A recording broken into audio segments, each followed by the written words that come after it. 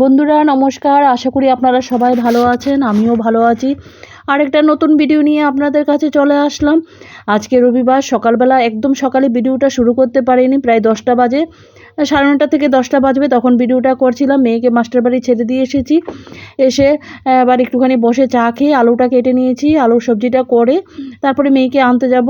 মেয়েকে নিয়ে চলে এসেছি। এখন এসে পুরি সবজি খাবে বলেছে, রুটি সবজি খাবে না, তাই ওই জন্যে পুরি বানাচ্ছিলাম। এইভাবে একটা একটা করে পুরিগুলো তেলের মধ্যে সেঁকে নিয়েছি, দিয়ে তারপরে ওর ফেভারিট যে চাটনি আছে না, সিজওয়ানের চাটনি, সেটা ওর ফেভারিট খুব, তা দিয়ে মেয়েকে খেতে দেব। এই যে ওর প্লেটগুলোটা রেডি হয়ে গেছে, ওকে খেতে দিয়ে এবার আবার রান্না তৈরি করতে হবে। আজকে আমার মেয়ের একজন বন্ধু আসবে, তাই রান্নাটা একটু পরিপাটি, বাচ্চারাই তো, এই জন্যে এমন যে কিছু করতে হবে না, তারপরে মোটামুটি কিছু করতে হবে। ওরা তো বাচ্চারা তো চিকেন পেলেই বিশাল ব্যাপার। তো আমি ডালটা রান্না করে নিয়েছি, এটা অড়হরের ডাল ছিল। আর আমার জন্য একটুখানি আলু ভাজা করেছি, কেন কি আমি চিকেন খাবো না। তো চিকেনটাকে আগে থেকে ম্যারিনেট করে রেখে দিয়েছিলাম, হয়ে গেছে প্রায় 20 মিনিট, আধা ঘন্টার মতো হবে।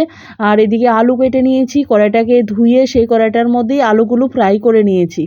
আলুগুলো ফ্রাই করতে গিয়ে মনে হলো যে না, একটুখানি পটল ভাজি করে নিই। তারপরে একটুখানি পটল কেটে পটলগুলো লাল লাল করে ভাজি করে নিলাম।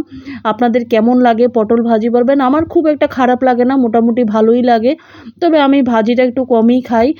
তারপরে ভাজিগুলোও হয়ে গেছে। তারপরে পেঁয়াজটাকে ভেজে নিয়ে তার মধ্যে একটুখানি টমেটো দিয়ে চিকেনটাকে ঢেলে দিয়েছি, আলুগুলোও দিয়ে দিয়েছি, কেন কি বয়েল হতে হবে, তাই আলুগুলোও সঙ্গেই দিয়ে দিয়েছি। দিয়ে এইভাবে নাড়াচাড়া করে ঢেকে ঢেকে চিকেনটাকে সুন্দর করে ফ্রাই করে করে রান্না করতে হবে। তো যে আমার মেয়ের বন্ধুটা আসবে সেটার কথা বলছি। এবার মেয়েটা এখানে একাই থাকে, ওর মা বাবা এখানে থাকে না, ওরা বিহার থেকে। তাই আমার মেয়ে বলল, মা ওকে আসতে বলবো? আমি বললাম যে হ্যাঁ ঠিক আছে, আসতে বল। তারপরে একটু রাইস করব, ফ্রাইড রাইস করবো। মেয়েই বললো যে একটু ফ্রাইড রাইস করে দিও। তারপরে ফ্রাইড রাইসের জন্য আজকে বিনস ছিল না, ক্যাপসিকাম কেটে নিয়েছি আর গাজর কেটে নিয়েছি, কাজু কিশমিশগুলোও ঠিক করে গেছি। চিকেনটা ততক্ষণে হয়ে গেছে। আমার ঘরে বানানো গরম মশলা দিয়ে দিয়েছি, উপর থেকে একটুখানি ধনেপাতাও দিয়ে দিয়েছি। তারপরে ভালো করে মিশিয়ে নিলাম, মিশিয়ে চিকেনটাকে বাটিতে ঢেলে নিয়েছি। তো দেখতেই পাচ্ছেন চিকেনের মধ্যে খুব একটা যে বেশি গ্রেভি তা আমি দেইনি। তো সুন্দর করে বাটিতে রেখে সেই কড়াটাকে ধুয়ে নিয়ে আবার রাইসটার জন্য এবার প্রিপারেশান নিলাম। রাইসটার জন্য কাজু কিশমিশগুলো ফ্রাই করে নিই, কিশমিশগুলো একটুখানি বেশিই জ্বলে গেছে।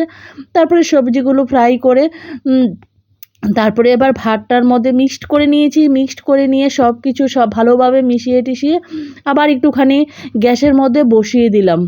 তাতে কি হবে যে চিনি নুন এগুলো সবগুলো একটু ভালো করে মিক্সড হয়ে যাবে। তারপরে খাবার দাবারের পাল্লা শুরু হয়ে গেছে।